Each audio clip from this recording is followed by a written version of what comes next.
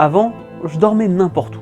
Un cercueil, une pièce en bois dans un bateau, voire même une pierre dans une chapelle. Mais ça, c'était avant de découvrir le confort des matelas Emma. Parce que oui, la technologie Emma a vraiment changé mes nuits, et particulièrement le mal de dos que je pouvais ressentir le matin. De la même façon, les oreillers Emma originales, composés de 3 couches amovibles, permettent, juste en retirant une ou 2 couches, d'adapter votre coussin à la position que vous prenez la nuit. Du coup, il m'a paru logique que ma fille profite aussi du même confort. Parce que oui, Emma, c'est un large choix de matelas pour toute la famille. Ce sont des produits garantis 10 ans, une possibilité de payer en 3 à 4 fois sans frais, et une livraison et un retour gratuit durant les 100 nuits d'essai qui vous sont proposées. De mon côté, mes nuits ont été améliorées grâce au matelas Original 2, le matelas nouvelle génération le plus vendu depuis 2020. Et parmi les matelas Emma, le modèle Hybride 2 a été élu meilleur matelas en France en 2024. Et du 2 au 31 octobre, c'est-à-dire juste avant le dégel de Maria Carey, profitez des Emma Days pour transformer votre chambre en cocon d'hibernage grâce à des promotions allant jusqu'à moins 50% sur le site d'Emma. Et n'hésitez pas à profiter des packs matelas plus oreillers de soutien premium à moins 45%. Vous pouvez aussi profiter de la technologie Emma en vous équipant petit à petit en couette, sur matelas ou en linge de lit. Pour découvrir tout de suite et profiter de toutes les promotions, n'hésitez pas à utiliser le lien disponible en description. Quant à moi, eh bien je retourne me coucher. Bah non, j'ai une vidéo à vous présenter quand même.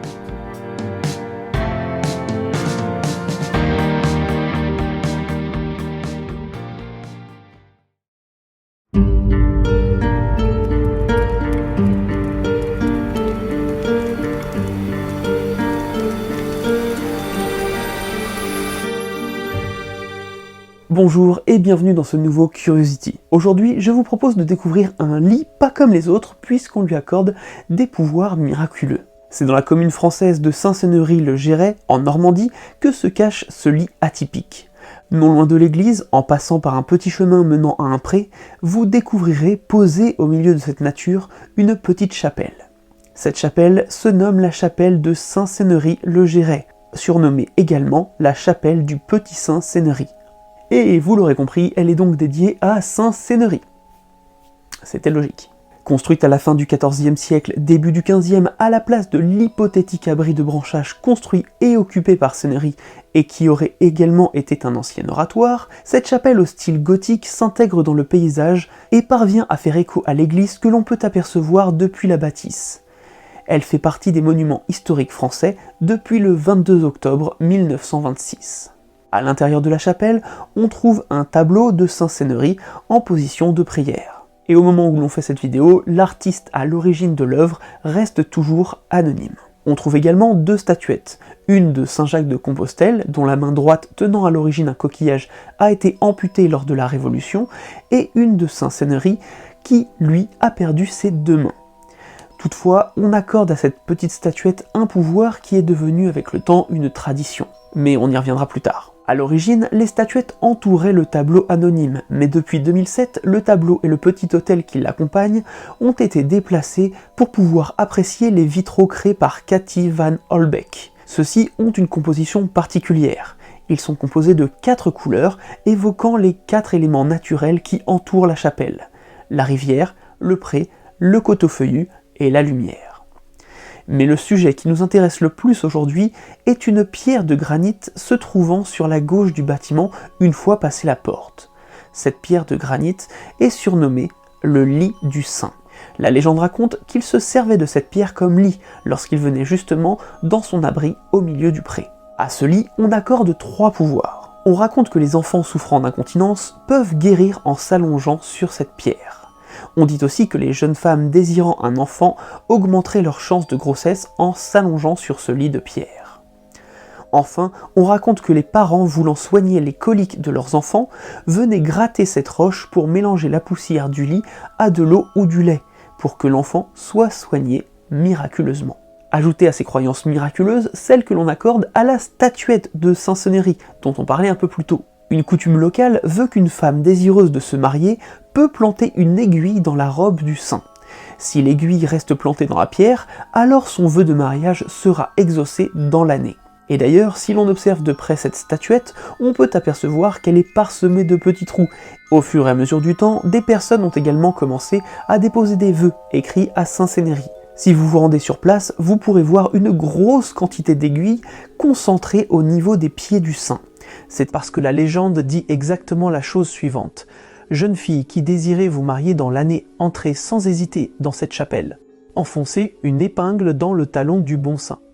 Vos désirs s'accompliront. » Mais du coup, avec tout ça, une question se pose. Pourquoi le lit du saint est-il autant considéré comme miraculeux? Eh bien, je n'ai pas trouvé de réponse claire à ce sujet, si ce n'est que Saint-Cénéry n'a pas laissé grand-chose derrière lui. Alors, s'il s'est bien reposé sur cette pierre, ou s'il s'en servait comme scène pour parler à ses fidèles, il est quelque part logique d'y associer un certain pouvoir, car Saint-Cénéry aurait lui-même vécu des miracles. Pour vous la faire courte, Cénéry est né entre 620 et 625 de notre ère, à Spolète en Ombrie, une région italienne.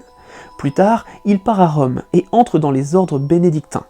Mais après 5 ans au service du pape, une vision lui aurait donné l'ordre de partir vers l'ouest. Bon, alors pour moi, vraiment pour moi, à l'ouest de Rome, c'est la Corse. Allez, disons la Corse, la Sardaigne et peut-être l'Espagne. Mais le gars, il a réussi vers 659 à se retrouver au Mans, en France. De toute façon, on dit le nord. Selon comment on est tourné, ça change tout. Du coup, on n'a qu'à dire qu'il a plutôt pris nord-ouest. Voilà, il est nord-ouest.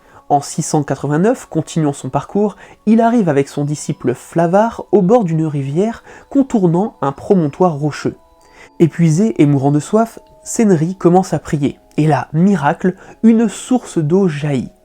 De cette source, il fit une fontaine qui est toujours visible de nos jours, même si elle est légèrement envahie par la nature.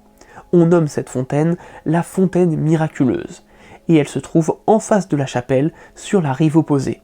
Et du coup, il se plut en ce lieu, construisit sa petite cabane, fit construire une église, il mourut là, et finalement la ville prit le nom de cet homme. Et selon vos croyances, je vous laisse démêler le vrai du faux de toute cette histoire. Quoi qu'il en soit, si Cénéry a bien construit cette fontaine à partir d'une source qu'il a lui-même trouvée, il est totalement logique d'associer cet homme à la guérison. L'eau de la fontaine a possiblement amélioré la qualité de vie des habitants de la région, puisqu'entre boire l'eau de la rivière où l'on devait se baigner, laver son linge et même déféquer, l'eau de la fontaine devait être carrément meilleure pour la santé. Encore aujourd'hui, on dit que l'eau qui provient de la source miraculeuse aurait des propriétés curatives, en particulier sur les yeux. L'accès à une eau fraîche et propre est crucial pour réduire le risque de nombreux problèmes gastro-intestinaux, donc ça fonctionne pour les coliques et l'incontinence, surtout fécale. Et pareil pour la fertilité. Étonnamment, une eau propre améliorait la fertilité, mais surtout des hommes. Pour le coup, le truc de mettre la faute d'une absence de bébé dans un couple sur le dos de la femme, c'est pas quelque chose de nouveau, et clairement, ça vient du patriarcat. J'en sais rien, moi j'ai peut-être un problème. Ouais, ou alors c'est moi. Pourquoi? Y a pas de raison. Mais encore une fois, on peut associer les bienfaits de la venue de Cénéry dans cette région à l'un des pouvoirs qui sont associés à son lit. Bon, par contre, pour le coup de la statue et du mariage, là, j'ai pas. Je sais pas. Enfin, à la limite, vu que c'est lui le premier à avoir fait construire une église qui n'existe plus aujourd'hui, qui a été remplacée par celle qu'il y a actuellement, on peut dire que bon, c'est lui qui a fait la première église, il a été enterré en dessous, église, mariage, je sais pas. Quoi qu'il en soit, ces croyances liées au lit du saint existent encore, et cela reste une curiosité à voir si vous êtes dans la région. Certains archéologues pensent d'ailleurs que cette pierre pourrait être un menhir couché qui faisait partie à l'origine d'une plus vaste construction, mais sans jamais avoir pu le prouver. Voilà, ce Curiosity touche maintenant à sa fin. J'espère sincèrement avoir réussi à vous faire découvrir ce lit quelque peu atypique et les légendes qui l'entourent. Si vous avez déjà visité ce lieu, si vous l'avez pris en photo, n'hésitez pas à nous partager ça sur les réseaux sociaux en nous taguant, ça fait toujours plaisir. Si vous voulez aider au référencement de cette vidéo, vous pouvez évidemment la partager, mais également laisser un petit commentaire, et si vous n'avez pas d'idée, juste un emoji lit fera très bien l'affaire. Quant à nous, on va se dire à très vite pour une nouvelle curiosité.